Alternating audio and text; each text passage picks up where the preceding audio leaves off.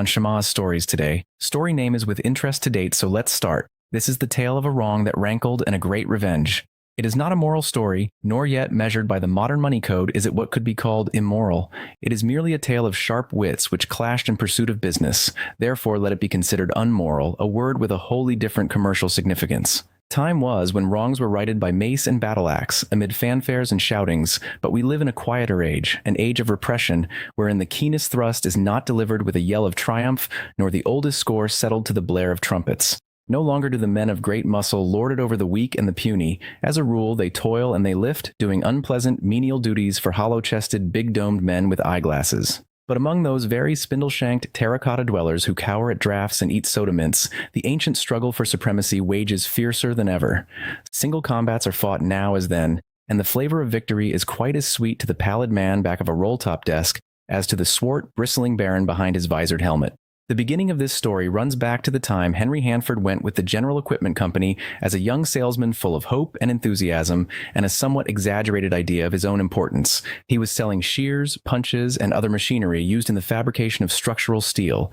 In the territory assigned to him, the works of the Atlantic Bridge Company stuck up like a sore thumb, for although it employed many men, although its contracts were large and its requirements numerous, the General Equipment Company had never sold it a dollar's worth of anything.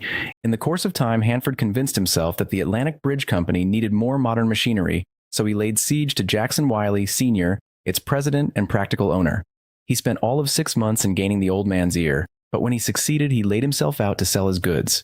He analyzed the Atlantic Bridge Company's needs in the light of modern milling practice and demonstrated the saving his equipment would effect. A big order and much prestige were at stake, both of which young Hanford needed badly at the time. He was vastly encouraged, therefore, when the bridge builder listened attentively to him. "I dare say we shall have to make a change," Mr. Wiley reluctantly agreed. "I've been bothered to death by machinery salesmen, but you're the first one to really interest me." Hanford acknowledged the compliment and proceeded further to elaborate upon the superiority of the General Equipment Company's goods over those sold by rival concerns. When he left, he felt that he had Mr. Wiley Sr. going. At the office, they warned him that he had a hard nut to crack, that Wiley was given to stringing salesmen and was a hard man to close with, but Hanford smiled confidently. Granting those facts, they rendered him all the more eager to make this sale, and the bridge company really did need up-to-date machinery. He instituted an even more vigorous selling campaign. He sent much printed matter to Mr. Wiley Sr. He wrote him many letters. Being a thoroughgoing young salesman, he studied the plant from the ground up, learning the bridge business in such detail as enabled him to talk with authority on efficiency methods. In the course of his studies, he discovered many things that were wrong with the Atlantic and spent days in outlining improvements on paper. He made the acquaintance of the foreman. He cultivated the general superintendent. He even met Mr. Jackson Wiley, Jr., the sales manager, a very polished, metallic young man who seemed quite as deeply impressed with Hanford's statements as did his father. Under our highly developed competitive system, modern business is done very largely upon personality. From the attitude of both father and son, Hanford began to count his chickens. Instead of letting up, however, he redoubled his efforts, which was his way. He spent so much time on the matter that his other work suffered, and in consequence, his firm called him down. He outlined his progress with the Atlantic Bridge Company, declared he was going to succeed, and continued to camp with the job, notwithstanding the firm's open doubts. 60 days after his first interview, he had another visit with Wiley Sr., during which the latter drained him of information and made an appointment for a month later. Said Mr. Wiley, "You impress me strongly, Hanford, and I want my associates to hear you. Get your proposition into shape and make the same talk to them that you have made to me." Hanford went away elated. He even bragged a bit at the office, and the report got around among the other salesmen that he really had done the impossible and had pulled off something big with the Atlantic. It was a busy month for that young gentleman, and when the red letter day at last arrived, he went on to Newark to find both Wileys awaiting him. "Well, sir, are you prepared to make a good argument?" the father inquired. "I am." Hanford decided that 3 months was not too long a time to devote to work of this magnitude after all. "I want you to do your best," the bridge builder continued encouragingly. Then he led Hanford into the director's room where, to his visitor's astonishment, some 50 men were seated. "These are our salesmen," announced Mr. Wiley. He introduced Hanford to them with the request that they listen attentively to what the young man had to say. It was rather nervous work for Hanford, but he soon warmed up and forgot his embarrassment. He stood on his feet for 2 long hours, pleading as if for his life. He went over the Atlantic plant from end to end. He showed the economic necessity for new machinery. Then he explained the efficiency of his own appliances. He took rival types and picked them to pieces, pointing out their inferiority. He showed his familiarity with bridge work by going into figures which bore out his contention that the Atlantic's output could be increased and at an actual monthly saving. He wound up by proving that the General Equipment Company was the one concern best fitted to effect the improvement. It had taken months of unremitting toil to prepare himself for this exposition, but the young fellow felt he had made his case. When he took up the cost of the proposed installment, however, Mr. Jackson Wiley, Sr. interrupted him. "That is all I care to have you cover," the latter explained. "Thank you very kindly, Mr. Hanford." Hanford sat down and wiped his forehead, whereupon the other stepped forward and addressed his employees.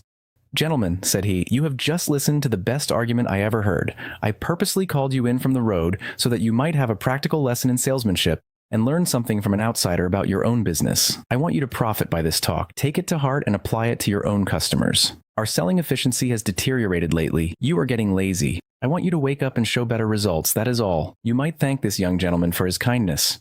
When the audience had dispersed, Hanford inquired blankly, "Don't you intend to act on my suggestions?" "Oh no," said Mr. Wiley in apparent surprise. "We are doing nicely as it is. I merely wanted you to address the boys." "But I've spent 3 months of hard labor on this. You led me to believe that you would put in new equipment." The younger Wiley laughed, languidly exhaling a lungful of cigarette smoke.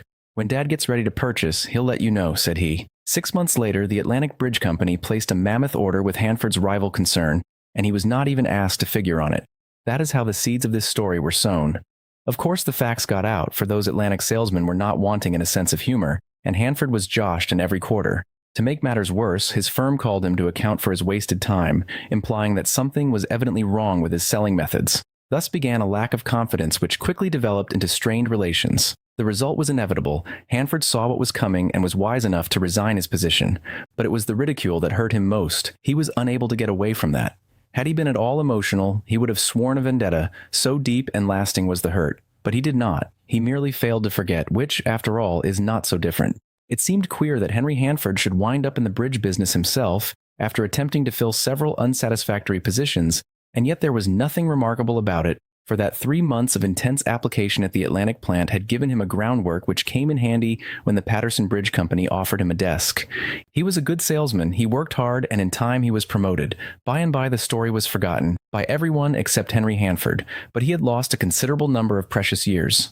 When it became known that the English and Continental structural shops were so full of work that they could not figure on the mammoth $5 million steel structure designed to span the Barada River in Africa, and when the Royal Commission in London finally advertised broadcast, that time was the essence of this contract, Mr.